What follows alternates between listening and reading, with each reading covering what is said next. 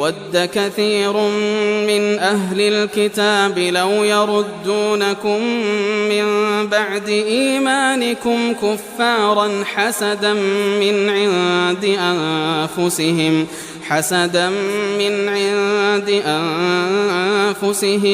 من بعد ما تبين لهم الحق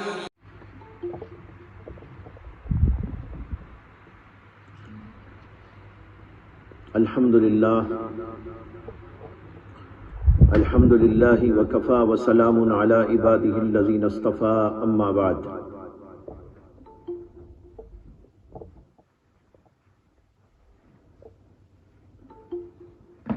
آج ہم لوگ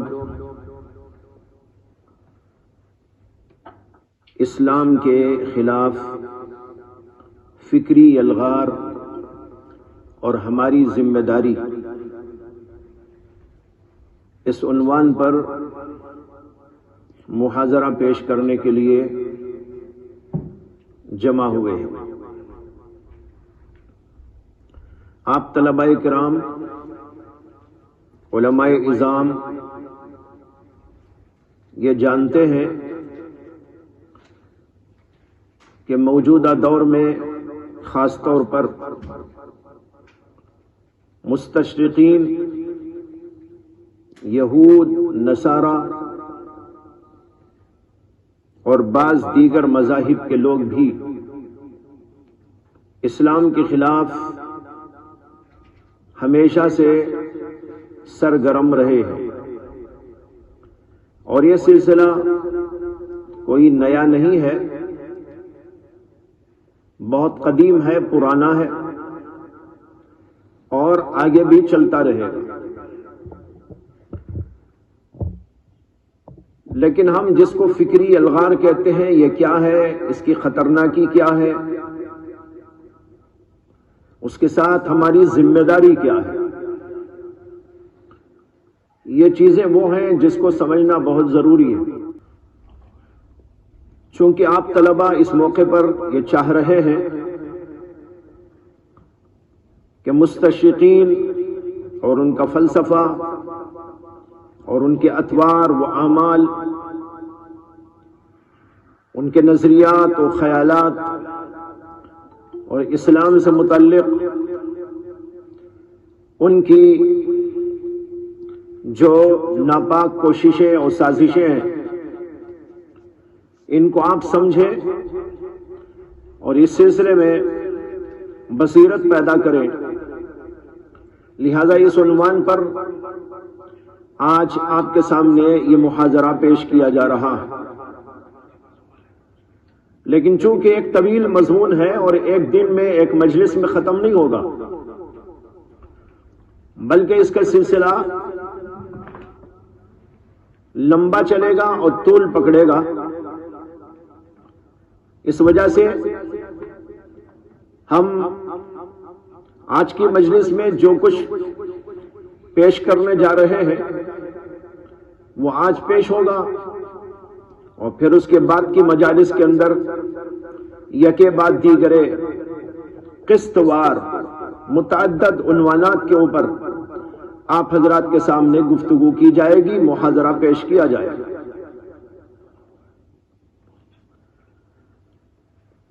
سب سے پہلے تو یہ سمجھیں کہ اسلام سے حسد اور بغض اور اس کے خلاف مختلف قسم کی ناپاک کوششوں اور سازشوں، اس پر معاندانہ اعتراضات اور اشکالات، بلکہ بیجا الزامات، اتہامات، اس کا سلسلہ بہت قدیم ہے اور طویل زمانے سے چلا آ رہا ہے، اور اتنا ہی قدیم ہے جتنا قدیم اسلام ہے۔ جب سے اسلام ہے اسی وقت سے سلسلہ شروع ہو گیا، کیونکہ اسلام اور اسلام کے خلاف معاندانہ کارروائیوں کا سلسلہ اسی وقت سے ہے جب سے اسلام دنیا کے اندر آیا، اور نبی اکرم صلی اللہ علیہ وسلم نے اس روئے زمین پر اسلام کی روشنی کو پھیلایا، بلکہ یوں کہا جا سکتا ہے کہ اسلام کا وجود ہی مختلف قسم کے چیلنجوں، تشکیک، تکذیب اور توہین، تحقیر، استہزاء اور تضحیک، ان چیزوں کی فضا میں اس کا وجود ہوا ہے۔ آپ کو بڑی حیرت ہوگی، لیکن حیرت کی بات نہیں، آپ غور کریں تو تاریخ میں یہ سب باتیں آپ کو ملیں گی۔ جو ہی اسلام آیا ہے اسی وقت سے سب سلسلے شروع ہو گئے، اور ان معاندانہ کارروائیوں میں عیسائی لوگ، یہودی، لابیوں اور مشرکین کے جتھے برابر مشغول رہے۔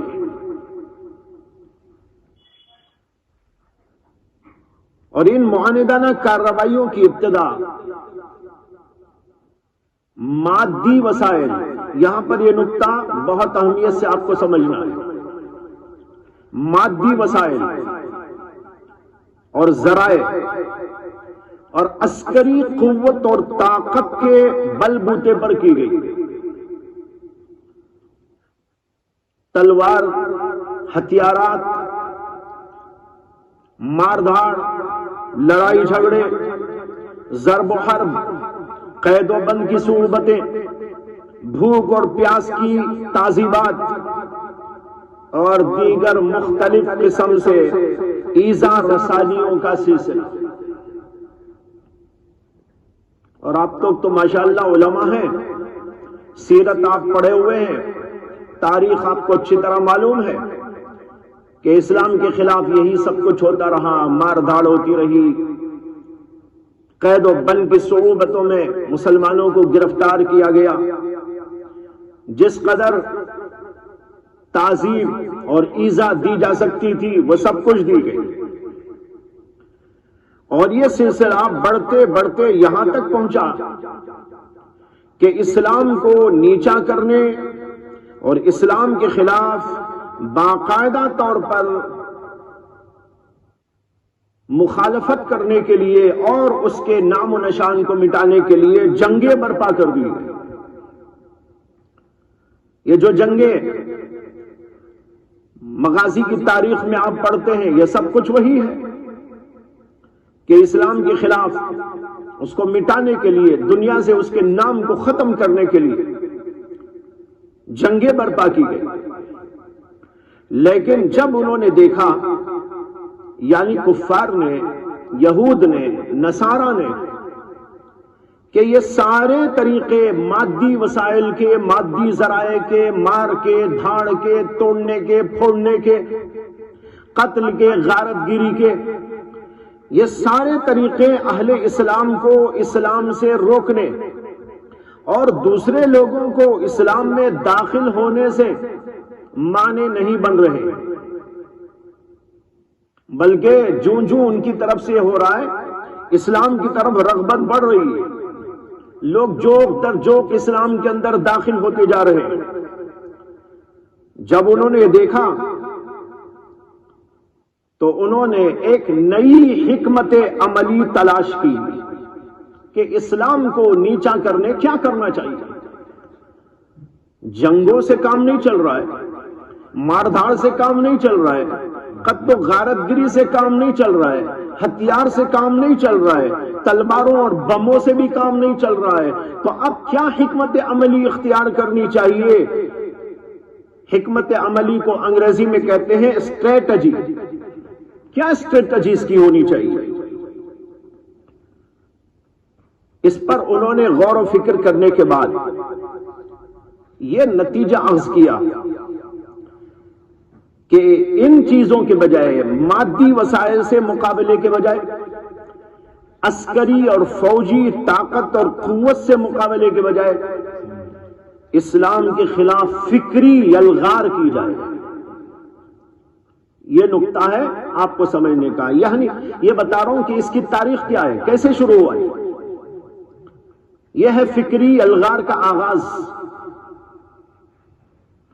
اب یہاں یہ سمجھنا ہے کہ فکری الغار کسے کہتے ہیں؟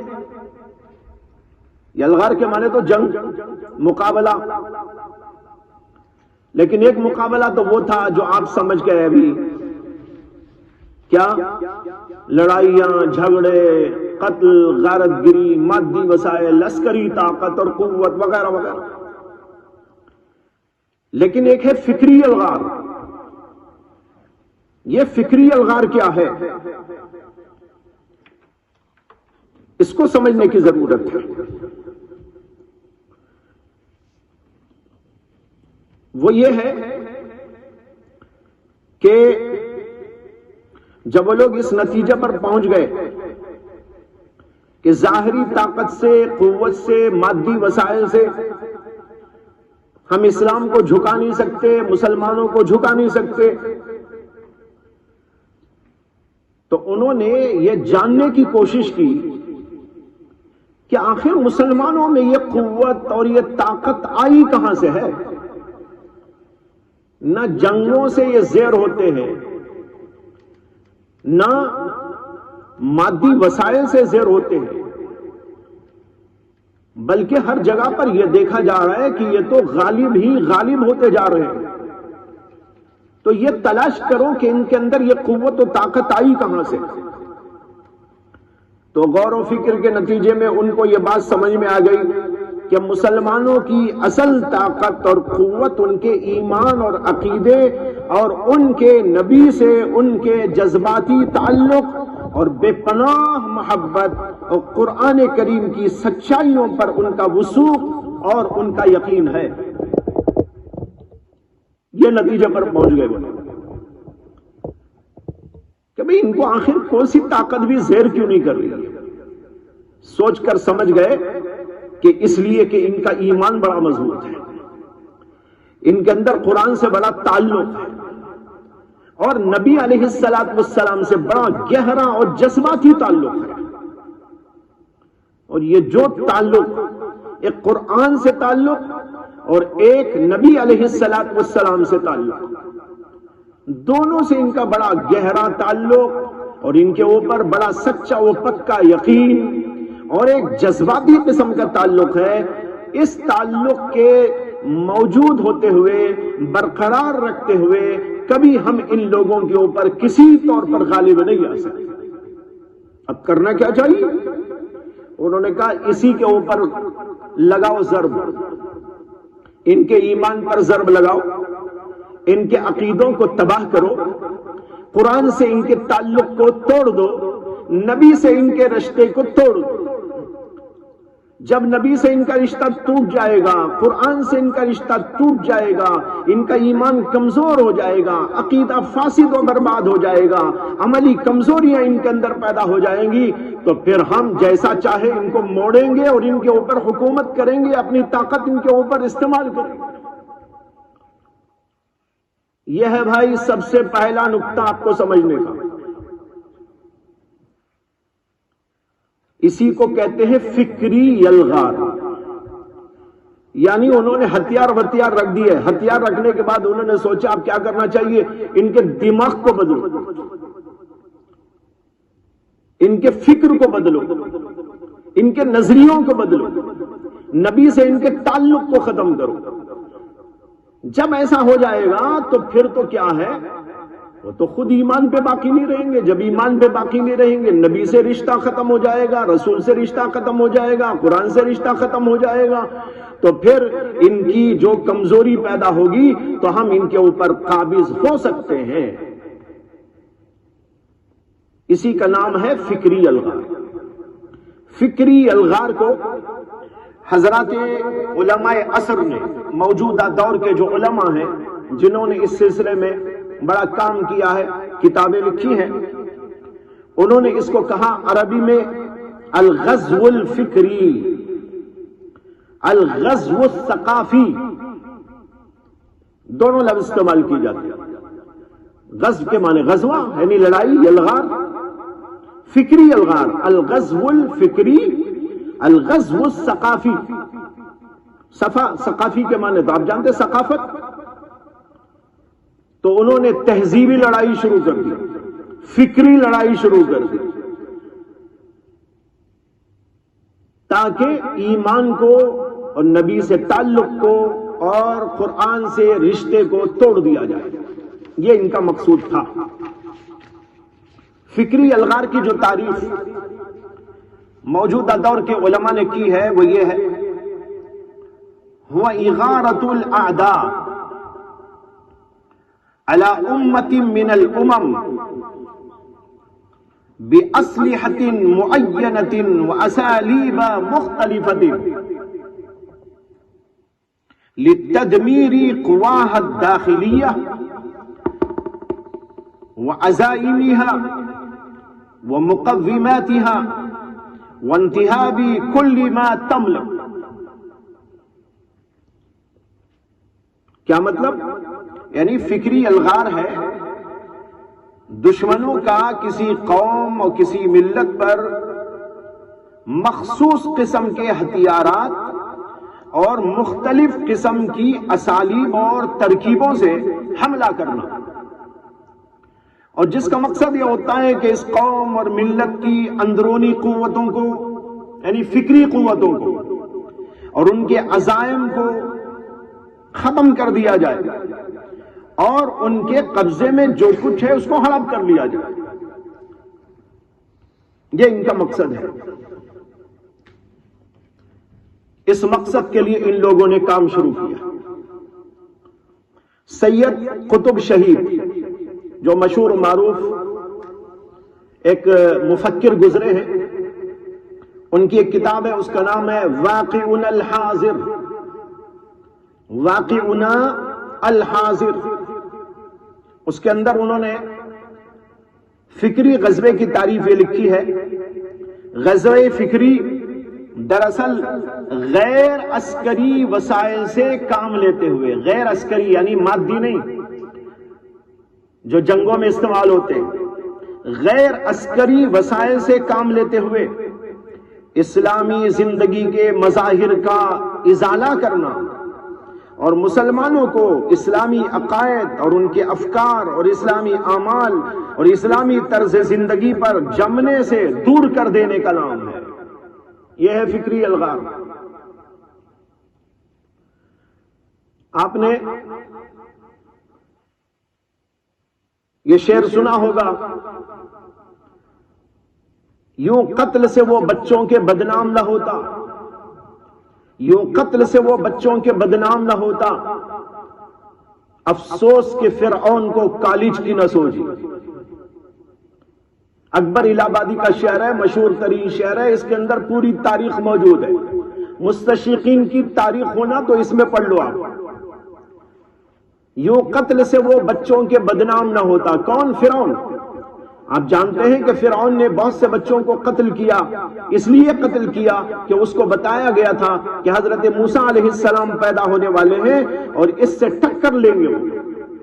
اس نے کہا کہ موسیٰ علیہ السلام کو پیدا ہی ہونے نہ دوں گا، اور ہو جائیں گے تو موت کے گھاٹ اتار دوں گا. اس نے کہا بنی اسرائیل میں جو بھی بچہ پیدا ہوتا ہے اس بچے کو قتل کرو.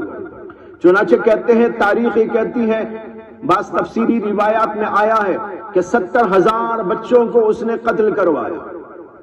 اس لیے قتل کروایا کہ موسیٰ پیدا نہ ہو. لیکن اللہ کو منظور جو ہوتا ہے وہی ہوتا ہے. اللہ کو منظور تھا تو اسی کے محل کے اندر موسیٰ علیہ السلام کو پالنے کا انتظام کر دیا اللہ نے.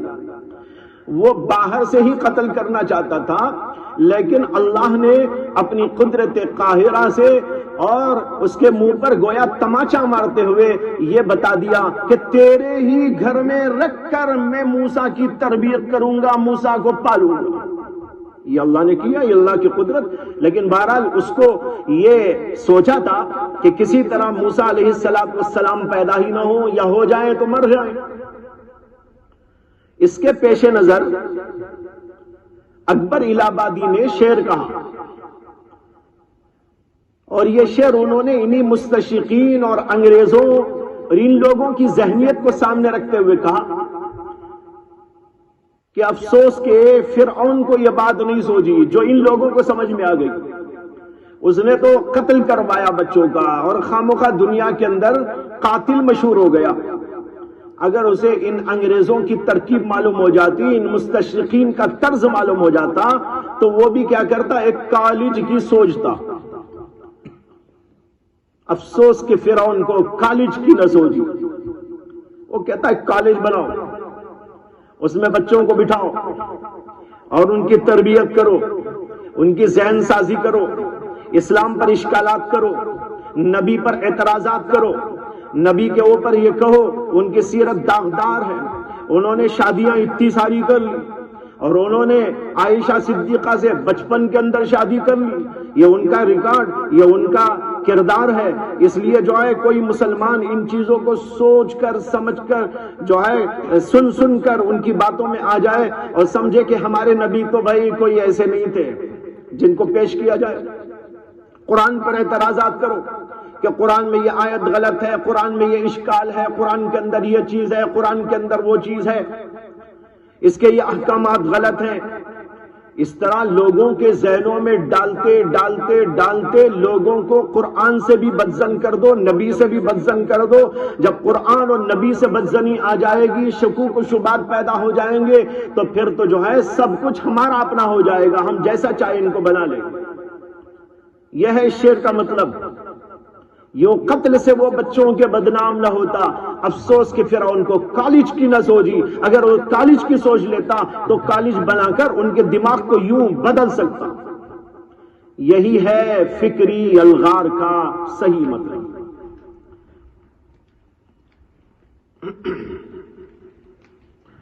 اب آگے چلتے ہیں کہ فکری الغار جو انہوں نے شروع کی، اس کا تعلق اسلام کی ہر چیز سے ہے، اسلام کی ہر چیز سے،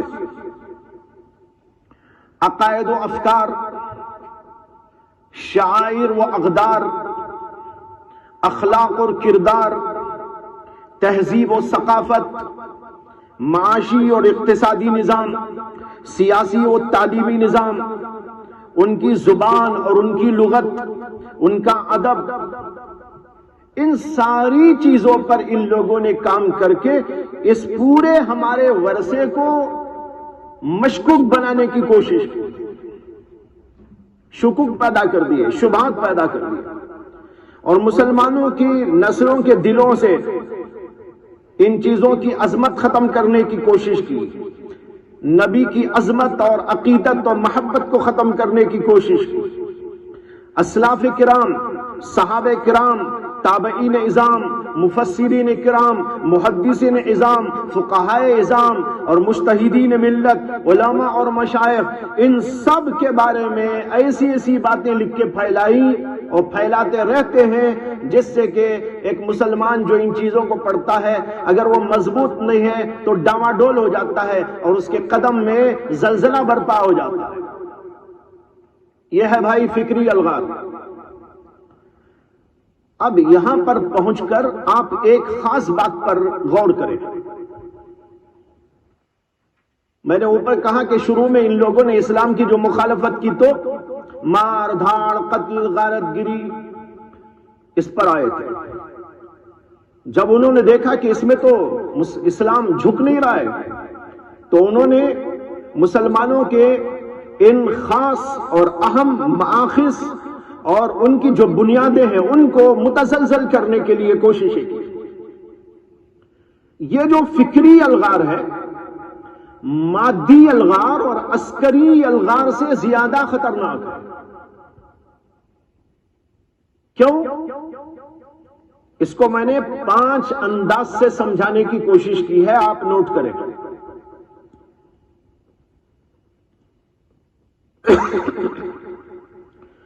عسکری الغار کے مقابلے میں فکری الغار اپنے نتائج اور آثار کے لحاظ سے 100 گنا زیادہ خطرناک۔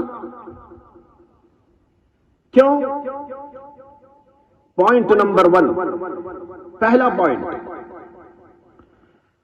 فکری الغار کے مسموم اور ناپاک اثرات لوگوں کے افکار اور نظریات پر پڑتے ہیں۔ حق اور باطل میں تلبیس اور تخلیق کی عیاریوں اور مکاریوں کی وجہ سے بہت سے لا علم لوگ مغربی افکار اور انظار کو حق سمجھ کر قبول کر لیتے ہیں. اس کا لازمی نتیجہ یہ ہے کہ آدمی ایمان سے محروم ہو جاتا ہے. مادی جو جنگ چلتی ہے اس میں تو صرف جان جاتی ہے، مال جاتا ہے، اور اس جنگ سے یہ ہوتا ہے کہ جو ہارتا ہے وہ ایمانی کھو بیٹھتا ہے. وہاں ہارے گا تو زیادہ سے زیادہ یہ ہوگا کہ آدمی کی جان جائے گی، مال چلا جائے گا، گھر لٹ جائے گا، پٹ جائے گا. لیکن یہاں پر ان کی یہ ترکیب ہے کہ لوگوں کے ایمان کو خطرے میں ڈال دو. اس سے اندازہ کرو کہ فکری الغار مادی الغار کے مقابلے میں کتنی زیادہ خطرناک ہے. ایک پوائنٹ. نمبر 2، عسکری الغار میں اگر شکست اور ہار ہوتی ہے تو اس کا نتیجہ محدود ہوتا ہے ہمارے جسموں، مالوں اور ظاہری اور مادی اسباب تک، اور فکری الغار براہ راست ہمارے نظریات اور عقائد پر پڑتی ہے، جس کی وجہ سے متاثر ہونے والے لوگ اپنے اسلامی نظریات اور عقائد اور اپنے ایمانی جذبات اور احساسات تک سے دور ہو جاتے ہیں، یہاں تک کہ وہ ان میں جا کے مل جاتے ہیں، یا بظاہر ہمارے ساتھ رہتے ہیں لیکن ان کا دل ان کے ساتھ ہو جاتا ہے. بظاہر وہ کہتے ہیں میں مسلمان ہوں، لیکن حقیقت یہ ہوتی ہے کہ دل ان کا اندر سے اس کے اوپر ملامت کرتا رہتا ہے. یہ بڑی خطرناک بیماری ہے، بڑی خطرناک قسم کی سازش. نمبر 3، عسکری یلغار سے انسان بھوک میں، پیاس میں، مختلف قسم کی ظاہری پریشانیوں میں گرفتار ہوتا ہے، جن کو دور کر لینا بسا اوقات ممکن بھی ہوتا ہے، سہل بھی ہوتا ہے. لیکن فکری الغار سے متاثر ہونے والے لوگ اپنے علوم اور آداب اور اپنے امتیازات اور تشخصات تک سے محروم ہو جاتے ہیں، اور اس کا وبال انہیں آخرت میں بھگتنا پڑتا ہے. یہ تیسری بات ہے. چوتھی بات یہ ہے کہ فکری الغار جو بڑی خطرناک ہے، ظاہری اعتبار سے بڑی پرفریب ہوتی ہے، اس لیے کہ وہ مار توڑ کی بات نہیں ہوتی، وہاں پر دوسرے انداز سے لوگوں کو متاثر کرتے ہیں. تو یہ دل فریب قسم کا ہتھیار ہے. اس سے متاثر ہو کر ہمارے ہی لوگوں میں ایک طبقہ مغربی افکار اور نظریات کا حامل پیدا ہو جاتا ہے، قائل پیدا ہو جاتا ہے، اور اسلام دشمنی میں یا کم از کم اسلام سے دوری اور بعد میں مبتلا ہو جاتا ہے. وہ ہم میں رہتے ہیں، ہمارے خاندان کے لوگ ہوتے ہیں، ہمارے ہی اپنے لوگ ہوتے ہیں، ہمارے ہی محلے کے لوگ ہوتے ہیں، لیکن اس کے باوجود ان لوگوں کی یہ باتیں پڑھ کر سن کر اور وہ کہتے ہیں بھائی وہ بات تو صحیح ہے، وہ لوگ تو بہت ایسی بات کر رہے ہیں، بڑی محققانہ بات کر رہے ہیں، بڑا اچھا کلام کر رہے ہیں، کتابیں لکھ رہے ہیں، تحقیق کر رہے ہیں. یہ کہہ کر ہمارے ہی اپنے لوگوں میں مغربی افکار اور نظریات کے حاملین و قائلین پیدا ہو جاتے ہیں. چنانچہ کتنے لوگ ایسا پیدا ہو گئے اور آج بھی ہیں، ہمارے اپنے تھے لیکن بات ان کی کرتے ہیں. ملکوں کے سربراہوں کا حال دیکھو کہ کیا ہے، ان کے نظریات کو کس طرح تبدیل کر دیا گیا، اور اپنے عوام کے اندر بھی ایک بہت بڑا طبقہ ایسا ہے پڑھا لکھا جو انہی کی بات کرتا ہے، انہی کی سچائیوں کے گیت گاتا ہے. ایسا طبقہ ہمارے میں پیدا ہو جاتا ہے ان لوگوں کی وجہ سے. آپ بتائیے یہ فکری الغار کتنی زیادہ خطرناک ہے. اس موقع پر شیخ عبد الصبور مرزوق ایک عالم ہیں عرب کے، بڑے محقق عالم ہیں، بہت ساری کتابیں انہوں نے لکھی ہیں، اور ان کی ایک کتاب فکری الغار سے متعلق بھی ہے عربی میں، اور اس کتاب کا نام ہے الغزو الفکری اہدافہ و وسائلہ، الغزو الفکری اہدافہ و وسائلہ، یعنی فکری الغار اور اس کے مقاصد اور اس کے وسائل۔ بہت بہترین کتاب ہے، آپ لوگ بھی اس کو جو ہے نیٹ میں بھی مل جائے گی، اس کو آپ لوگ جو ہے ڈاؤن لوڈ کر کے بھی پڑھ سکتے ہیں۔ اس میں انہوں نے ایک بات لکھی ہے، وہ آپ کو بتانا چاہتا ہوں۔ وہ کہتے ہیں کہ اکتوبر 1954 میں مصر انگریزوں کے چنگل سے آزاد ہوا۔ 1954 میں مصر انگریزوں کے اور سامراجیت سے آزاد ہوا۔ اس موقع پر ایک اگریمنٹ لکھا گیا تھا۔ کہتے ہیں کہ اسی وقت انہوں نے یعنی عبدالصبور مرزوق نے علامہ سید قطب شہید سے ملاقات کی۔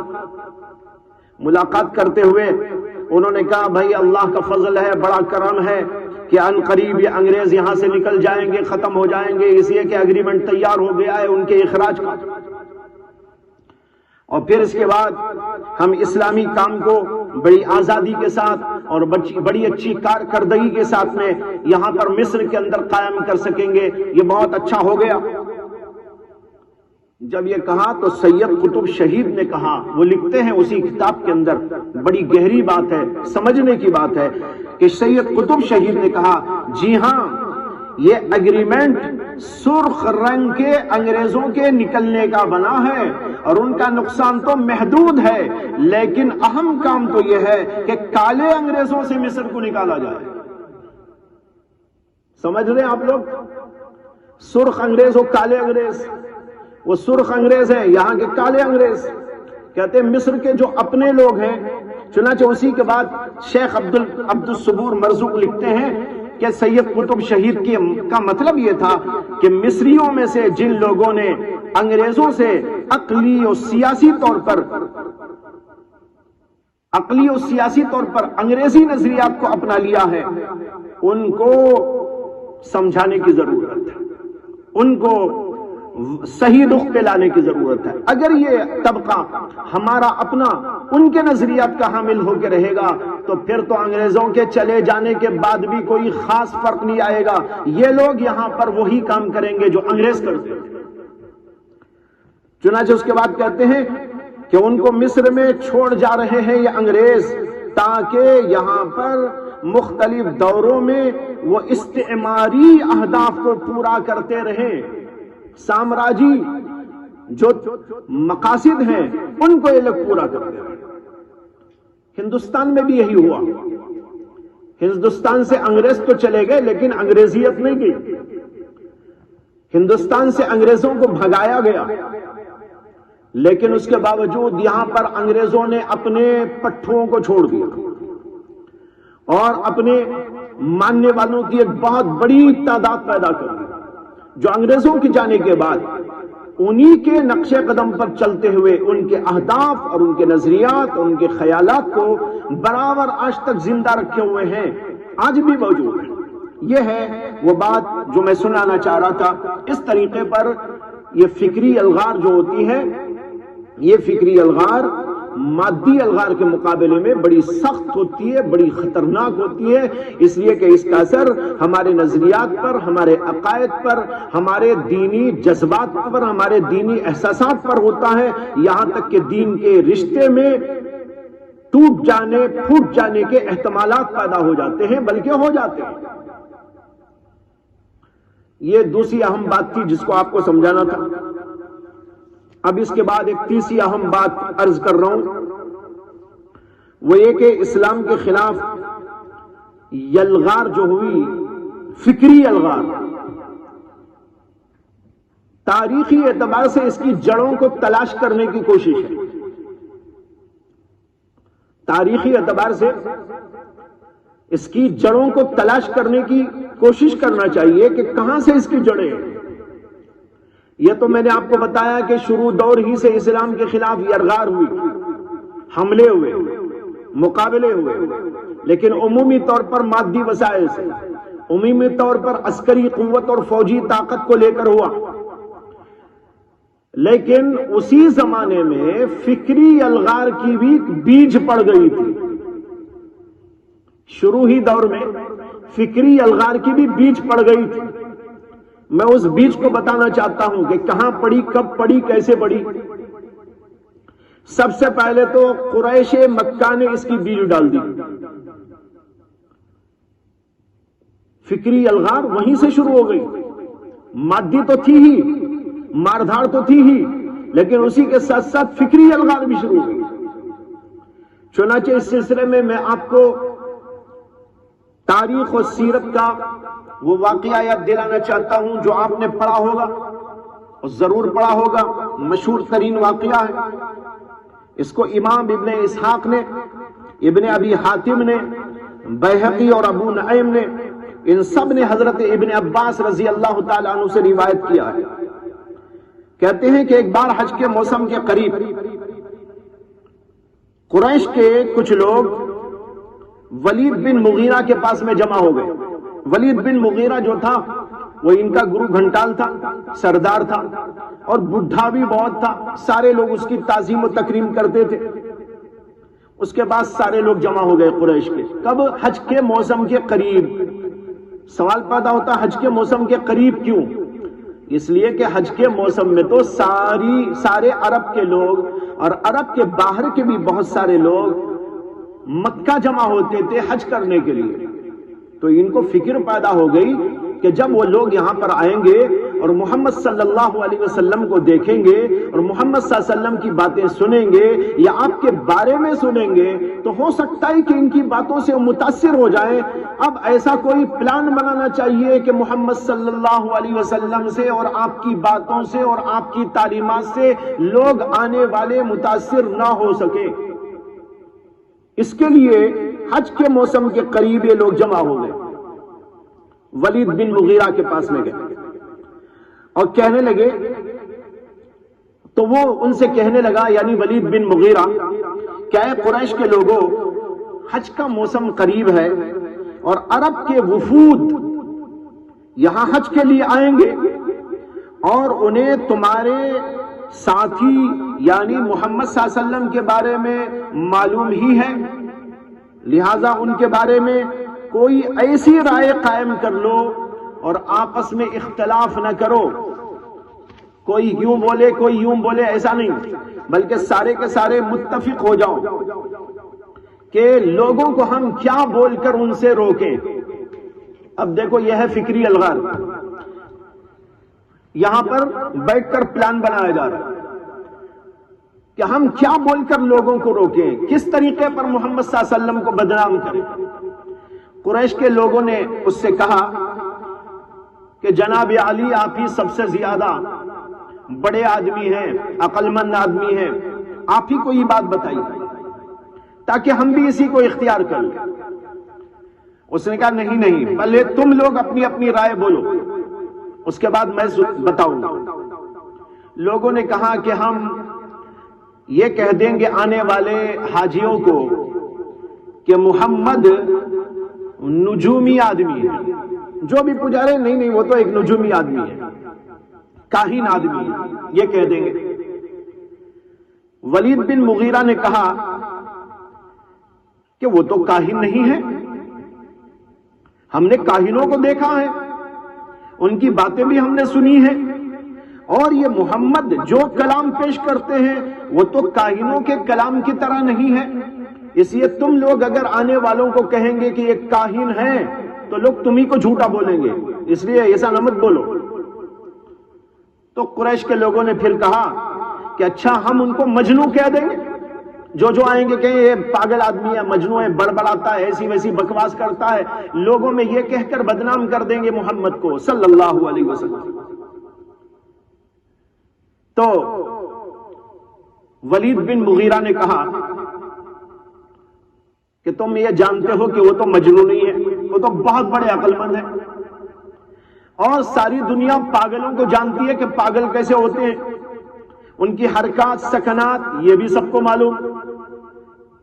پاگل کیا کرتا ہے؟ اٹھا کے کسی کو مار دیتا ہے، بگ دیتا ہے، الٹی سیدھی بکواس کرتا ہے۔ اور محمد صلی اللہ علیہ وسلم تو ایسی عقل مندی کی باتیں کرتے ہیں کہ جب لوگ ان کی باتیں سنیں گے تو تم ہی کو جھوٹا بولیں گے، ایسی بات بھی مت بولو۔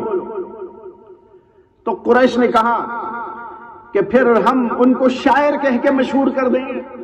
ارے یہ تو شعر شاعری کا پیشہ ہے ان کا، اور کچھ نہیں۔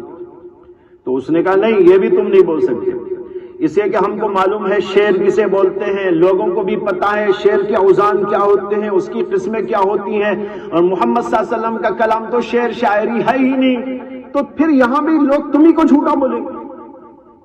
تو لوگوں نے کہا کہ پھر ہم ان کو جادوگر کہہ کے مشہور کر دیں گے۔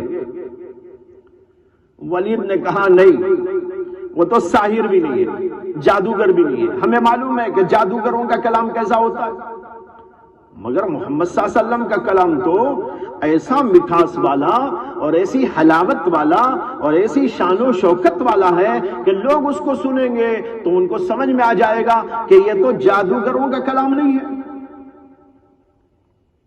پھر کہنے لگا ہاں وہ ساحر تو نہیں ہے، مگر ان کے بارے میں زیادہ سے زیادہ جو بات کہہ کر لوگوں کو ہم روک سکتے ہیں وہ یہی ہے کہ یوں کہہ دیں کہ یہ ایسے بڑے جادوگر ہیں جو میاں بیوی میں جدائی ڈال دیتے ہیں، باپ بیٹے میں، بھائی بھائی میں تفریق پیدا کر دیتے ہیں، اس لیے تم یہی پھیلا دو لوگوں میں۔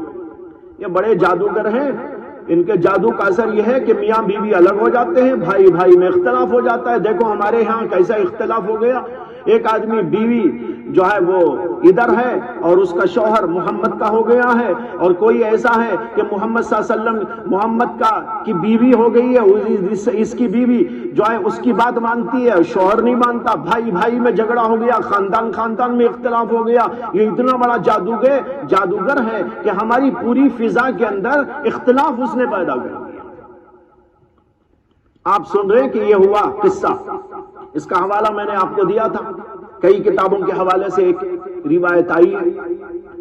یہ روایت بتا رہی ہے کہ سب سے پہلے قریشیوں نے اور قریشیوں کے سردار ولید بن مغیرہ نے فکری طور پر یلغار شروع کی، لوگوں کے ذہنوں کو بدلنے کی کوشش کی، لوگوں کے ذہن میں ایسی بات ڈال کر جو محمد صلی اللہ علیہ وسلم سے لوگوں کو دور کر سکے، ایسی بات ڈالنے کی کوشش اس نے کی۔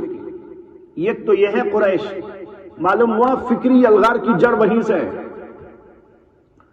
اسی طریقے پر اسلام کے بارے میں یہودیوں کا بھی یہی طرز تھا، انہوں نے بھی ایسے ہی گڑبڑ شروع کی تھی، فکری الغار شروع کی تھی، اور مختلف جہتوں سے انہوں نے اس کام کو انجام دیا۔ قرآن کریم کے اندر ایک سورت آئی، قرآن کریم کے اندر آیت آئی، آیت کے اندر ہے کہ اللہ تعالیٰ نے کہا وَقَالَتْ طَائِفَةٌ مِّنْ أَهْلِ الْكِتَابِ آمِنُوا بِالَّذِي أُنزِلَ عَلَى الَّذِينَ آمَنُوا وَجْهَ النَّهَارِ وَاكْفُرُوا آخِرَهُ لَعَلَّهُمْ يَرْجِعُونَ۔ یہ ہے فکری الغار کی بیج۔ اہل کتاب کے ایک گروہ نے کہا، یہ منافقین کا گروہ تھا اور یہ سب یہودیوں سے تعلق رکھتا تھا، اہل کتاب میں سے یہاں سب یہودی تھے۔ تو یہودیوں نے آپس میں کہا کہ مسلمانوں پر نازل ہونے والے قرآن پر تم لوگ جا کے صبح میں ایمان لے آؤ اور شام ہوتے ہوتے اس کا انکار کر دو۔ پلان بنایا گیا، یعنی بیٹھ کے پلان بنایا گیا کہ بھائی تم لوگ جو ہے جاؤ محمد صلی اللہ علیہ وسلم کے پاس جا کر بولو ہم مومن ہوتے ہیں، ہم اسلام لاتے ہیں، ہم ایمان میں داخل ہوتے ہیں، ایمان میں داخل ہو جاؤ۔ صبح میں داخل ہونا اور شام میں کہنا نہیں ہم کو سمجھ میں نہیں آیا، اس میں یہ اعتراض ہے، اس میں یہ اعتراض ہے، اس میں یہ اعتراض ہے، یہ کہہ کر واپس آ جاؤ۔ جب ایسا کرو گے تو یہ نتیجہ نکلے گا کہ لوگ سوچیں گے ارے بھائی صبح میں یہ ایمان لائے تھے، شام میں نکل گئے، کچھ ہے دال میں کالا، کچھ ہے گڑبڑ، یہاں کچھ چیز ہے جس سے یہ لوگ یہاں سے بدعت کے بھاگ رہے ہیں، یہ قبول کرنے کی چیز نہیں ہے۔ یہ دیکھو یہودیوں کی چال، یہ چال جو انہوں نے وہاں چلی تھی وہی سلسلہ اب یہاں آگے بڑھ کر یہود اور نصارہ نے مستشرقین کا ایک جو ہے طبقہ پیدا کر دیا. یہ ہے قرآن کی آیت، یاد رکھیے. وقالت طائفة من اہل الكتاب آمنوا بالذی انزل علی الذین آمنوا وجہ النہار واکفروا آخرہ لعلہم یرجعون، تاکہ اور مسلمان جو ہو گئے ہیں وہ بھی واپس ہو جائیں، اسلام سے پھر جائیں. آج بھی تو یہی ہو رہا ہے کہ نہیں ہو رہا ہے؟ یہ لوگ یہی تو کر رہے ہیں. تو دیکھو وہاں انہوں نے سازشیں یہ شروع کر دی. مفسرین کرام نے اس آیت کریمہ کی تفسیر میں متعدد حضرات ائمہ تفسیر سے نقل کیا ہے کہ یہود نے آپس میں مشورہ کیا اور یہ طے کیا کہ ہم میں سے بعض لوگ صبح کو محمد اور قرآن پر ایمان کا دعویٰ کریں گے اور بظاہر مسلمان ہو جائیں گے، اور پھر شام ہوتے ہوتے اس کا انکار کر دیں گے تاکہ دوسرے لوگ بھی شک میں پڑ جائیں اور ان کو بھی احساس ہو کہ کچھ ہے، اس لیے یہ ایمان سے پیچھے ہٹ گئے. مفسر سدی ان کا قول ہے کہ وہاں یہودی علماء اور احبار 12 تھے، یعنی مدینے میں. انہوں نے آپس میں مشورہ کیا اور بعض نے بعض سے کہا کہ دن کے شروع میں محمد کے دین میں داخل ہو جاؤ اور یوں کہو کہ ہم گواہی دیتے ہیں کہ محمد برحق ہیں وہ سچے، اور جب شام ہو انکار کر دینا اور یوں کہہ دینا کہ ہم نے اپنے علماء سے جا کر معلوم کیا تو انہوں نے بتایا کہ محمد جھوٹے ہیں نعوذ باللہ، اور مسلمانوں کا دین کوئی چیز نہیں، لہذا ہم اپنے دین پر لوٹتے ہیں. ان کا مقصد یہ تھا کہ اس طرز عمل کو دیکھ کر عام لوگ دین اسلام سے پھر جائیں. اس لیے کہ اس زمانے میں یہود کا مطلب یہ ہوتا تھا نا بڑے پڑھے لکھے لوگ. اب لوگ کہیں گے ارے یہودی لوگ، پڑھے لکھے لوگ، یہ جو ہے پرانی پچھلی کتابوں کو جاننے والے، یہ اب کہہ رہے ہیں کہ نہیں ہم تو اسلام میں داخل ہو گئے تھے لیکن ہم کو اب تحقیق ہو گئی کہ نہیں یہ سچا دین نہیں ہے. تو اب لوگ متاثر ہو جائیں گے. یہ ہے چال بازی ان لوگوں کی، مکاری اور عیاری جو وہیں سے شروع ہو گئی. 2 مثالیں میں نے دی، ایک یہود کی مثال تھی قرآن کریم سے، اور ایک تاریخ اور سیرت کے حوالے سے آپ کو میں نے قریش مکہ کا حوالہ دیا. اس سے معلوم ہوا کہ فکری الغار کی جڑیں بھی وہیں سے ہیں، لیکن مستقل طور پر اس کا سلسلہ تو وہاں نہیں تھا. اس طرح جو ہے ایک غیر مرتب انداز سے چیز شروع ہو گئی تھی، لیکن بعد میں چل کر ایک مستقل سازش بنائی گئی اور مستقل طور پر یہ جنگ شروع کی گئی جس کا نام ہے فکری الغار. باقاعدہ تحریک کے طور پر اس فکری الغار اور ثقافتی جنگ کا سلسلہ غالباً عیسائی مشنری نمبر 1 اور یہودی اور عیسائی استشراق نمبر 2 اور مغربی اور یورپی استعمار نمبر 3 ان کی طرف سے شروع کیا گیا. یہ نوٹ کیجئے 3 باتیں میں نے عرض کی: عیسائی مشنریاں، یہودی اور عیسائی مستشرقین، اور تیسرے مغربی اور یورپی سامراجیت. استعمار کہتے ہیں اسے، عربی میں استعمار کہتے ہیں اور ہم لوگ اردو میں اسے سامراجیت کہتے ہیں. ان تینوں کی ملی بھگت کا نتیجہ ہے، ملی جلی ان لوگوں نے سازش رچائی اور یہ سلسلہ شروع ہوا. اور اس وقت شروع ہوا جبکہ ان لوگوں نے صلیبی جنگوں میں اپنی ناکامی دیکھ لی اور عسکری طاقت اور مادی قوت نے ان کا جواب دے دیا. یہ تاریخ آپ کو یہاں پڑھ لینا چاہیے کسی موقع پر تاکہ بصیرت حاصل ہو. صلیبی جنگیں جو چلی تھی اور ایک طویل سلسلہ چلا تھا اس کا اور کئی صدیوں تک چلا تھا، اور اسی دور میں جو ہے صلاح الدین ایوبی بھی آئے تھے اور انہوں نے یہود سے اور عیسائیوں سے بڑی جنگیں کی تھی. لیکن ان سب موقعوں پر اللہ کا فضل، اللہ کا کرم ہوتا رہا، مسلمان غالب ہوتے چلے گئے. اس سلسلے میں ایک بہت بڑے عالم، عربی عالم ان کا نام ہے شیخ رائد طلال. انہوں نے کتاب لکھی ہے، اس کا نام ہے ثقافت الاسلامیہ فی مواجہۃ الغزو الثقافی. یہ سب کتابوں کے نام بھی آپ کو نوٹ کر لینا چاہیے تاکہ بصیرت کے ساتھ ان کتابوں کو آپ پڑھ سکیں. الثقافت الاسلامیہ فی مواجہۃ الغزو الثقافی. اس میں انہوں نے لکھا ہے، ان کی عبارت میں پڑھ رہا ہوں، ترجمہ عربی نہیں، ترجمہ پڑھ رہا ہوں، ترجمہ کر کے. کہتے ہیں اسلامی تاریخ ان مقابلوں سے بھری پڑی ہے جو اسلام اور اسلام پر ظلم کرنے والوں کے مابین واقع ہوتے رہے ہیں. اسلام اور اسلام کے اوپر ظلم کرنے والے، ان کا مقابلہ کرنے والے، ان دونوں کے درمیان میں جو مقابلے ہوئے وہ تو معلوم ہے. لیکن پہلے دور کے اہل اسلام نے رسول اکرم صلی اللہ علیہ وسلم کی قیادت میں ہر قسم کے چیلنجوں کا سامنا بڑے صبر و ثبات اور پہاڑوں کے مانند راسخ ایمان اور عقیدے کے ساتھ نے کیا. ان کی عبارت کا یہ ترجمہ ہے. آگے کہتے ہیں، اور جزیرے عرب میں بت پرستوں کے ساتھ ٹکراؤ میں اسلام کو میدان میں کودنا پڑا اور وہ کامیاب ہوا، اور جاہلی بت پرستی کو شکست کھانی پڑی، اور بنو قینقاع اور بنو نذیر اور بنو قریظہ اور خیبر، یہ یہودیوں کے علاقے ہیں، یہ قبیلے ہیں. بنو قینقاع، بنو نذیر، بنو قریظہ یہودیوں کے قبیلے، خیبر ان کی بستی. ان میں چال باز یہودیت کے ساتھ ٹکراؤ میں اسلام داخل ہوا اور وہاں بھی کامیاب ہوا، اور یہودیت گر گئی. اور یرموک اور حطین میں عیسائیت کے ساتھ لڑائی میں اسلام کو جیت اور عیسائیت کو شکست کا سامنا کھانا پڑا، شکست کا سامنا کرنا پڑا. اور قادسیہ میں مجوسیوں کے مقابلے میں اسلام کو میدان میں آنا پڑا اور وہاں بھی اسلام کو کامیابی حاصل ہوئی اور مجوسیت کو ذلت اور رسوائی کا سامنا کرنا پڑا.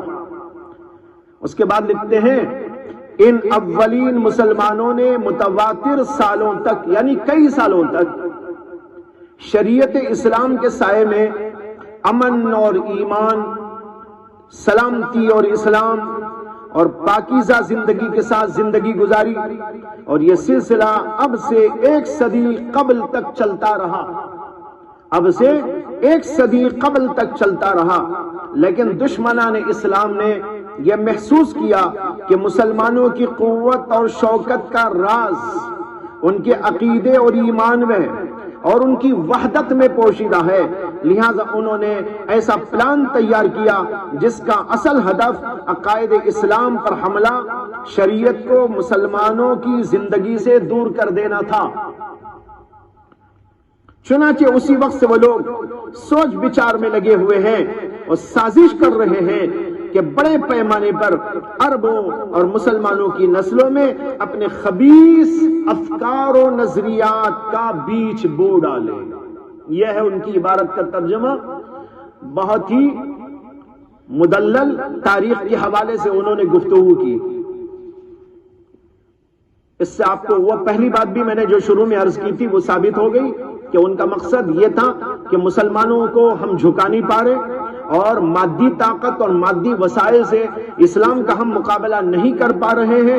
تو انہوں نے دیکھا کہ ان کے اندر جو قوت ایمانی ہے، عقیدے کی مضبوطی ہے، رسول اللہ سے ان کو جو جذباتی تعلق ہے، قرآن کریم سے جو ان کو عقیدت و محبت ہے اور تعلق ہے، یہ چیز ہے جس کی وجہ سے ہم ان کو جھکا نہیں پا رہے ہیں. اسی کے اوپر حملہ کر کے مسلمانوں کے اندر ایسے لوگوں کو پیدا کر دو جو فکری طور پر ہماری بات کے اوپر آ جائے ان کو اسلام پر شک ہو جائے، نبی پر شک ہو جائے، عقید اسلام پر شک ہو جائے، قرآن پر ان کو شک ہو جائے، ان کے دینی مسائل پر شک ہو جائے، کبھی پردے پر ان کو شک ہو جائے، کبھی سود کی حرمت پر ان کو شک ہو جائے، کبھی قرآن کی آیتوں پر شک ہو جائے، کبھی نبی کی سیرت پر اشکال پیدا ہو جائے، ان کی شادیوں پر اشکال پیدا ہو جائے، ان کی جنگوں پر اشکال پیدا ہو جائے، جہاد پر اشکال پیدا ہو جائے، اور کہہ رہے یہ کیا ہے بھئی، یہ کھچڑی ہم نہیں مانتے اس کو، ایسے لوگ پیدا ہو جائیں۔ چنانچہ ایسے لوگ پیدا ہو بھی گئے، اللہ حفاظت فرمائے۔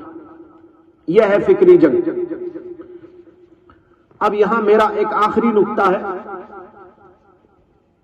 وہ یہ ہے کہ جو فکری الغار جس کا ذکر میں کر رہا ہوں، اس کے 3 ہاتھ ہیں، یا یوں کہہ لیجئے کہ اس کے پیچھے 3 ہاتھ ہیں۔ یہ کہہ لو اس کے 3 ہاتھ ہیں، یا یہ کہہ لو کہ اس کے پیچھے 3 ہاتھ ہیں۔ اس فکری الغار کو چلانے والے لوگ 3 قسم کے ہیں۔ میں نے ابھی تھوڑی دیر پہلے بھی آپ کو اشارہ دیا تھا اور کہا تھا یہ 3 چیزیں ہیں، وہی 3 چیزیں۔ ان تینوں نے مل کر فکری الغار کو آگے بڑھایا ہے، وہ یہاں آپ سمجھ لیجیے۔ سب سے پہلے عیسائی تبشیری و تبلیغی مشن، ان کے جو لوگ ہوتے ہیں جو مشنری کہلاتے ہیں، ان کو عربی میں کہتے ہیں مبشر، اور ان کے اس کام کو یعنی مشنری کے کام کو عربی میں کہتے ہیں تبشیر۔ ان کی تبلیغی جہد میں جد و جہد، ہندوستان کے اندر بھی یہ لوگ بہت بڑے پیمانے پر ہیں، آج بھی ہیں، پہلے تو بہت تھے۔ مشنریاں ان کی ہیں اور کئی انداز سے کام کر رہے ہیں۔ یہ عیسائی مشنریاں ایک، یہ لوگ کیا کرتے ہیں کہ مختلف مادی چیزوں کو پیش کر کے لوگوں کو اپنی طرف مائل کرتے ہیں، بالخصوص مسلمانوں کو۔ ان کا طریقہ یہ ہوتا ہے کہ کبھی مال دے کر، گھر مکان دے کر، یا اسکول کی تعلیم دے کر، یا اسی طریقے پر دوا دارو علاج اس کو مہیا کر کے لوگوں کے خیالات کو اپنی طرف کر لیتے ہیں، اور پھر آہستہ آہستہ ان کے دل و دماغ کو اسلام سے بدزن کرنے کی کوشش کرتے ہیں۔ میں آپ کو یہاں پر ایک واقعہ سنا دوں، اپنا واقعہ۔ کئی سال پہلے خبر ملی کہ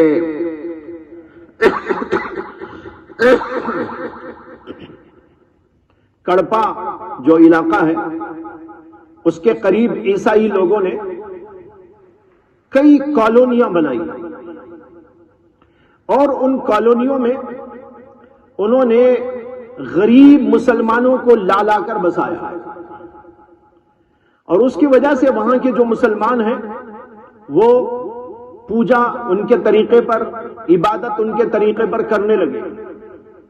تو کچھ ہم لوگوں نے پلان بنایا اور ہم لوگ وہاں حاضر ہوئے، وہاں کے بھی علماء کو ساتھ میں لیا، اور وہاں کے علماء سے رابطے کے بعد ہی یہ ایک پلان بنایا گیا سمجھانے کا۔